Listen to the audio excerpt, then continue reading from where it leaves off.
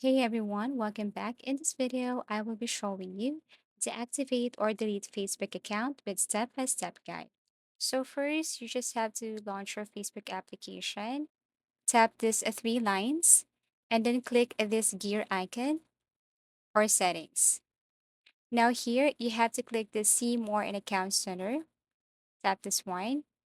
And under account center, what you're going to do is scroll down and look for personal details. So click personal details here. Once you click this personal details, then you will see these options. But what you're going to do is to click the last one, account ownership and control. So when you click this one, you will see three options. Now what you're going to do is to click the second one, deactivation or deletion. Tap your Facebook account again. And then if you want to deactivate your account, tap deactivate.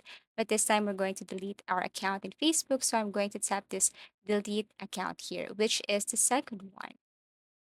So once you tap this delete account, you have to make sure or you should know that once you delete your account, it will delete everything on your Facebook. So they will ask you the reason why you want to delete or deactivate your account. So feel free to choose from any of the options here. Okay, so for me, I want to tap this. I have a privacy concern. Click continue. You can read the following information here. Once done, click continue. And then permanently delete account. So before you delete, you can keep Messenger instead. Okay, so deactivate your Facebook but keep your Messenger. Save post in your archive. You can go to your activity log and save all the posts before you delete. Download information and transfer account. And then you can also review your application. Now, once you're okay with this, then you can click continue. And then after that, you have to type your password again and then click continue. So you should see this confirm permanent account deletion. And once you're okay, then all you have to do is to click delete account and that's it.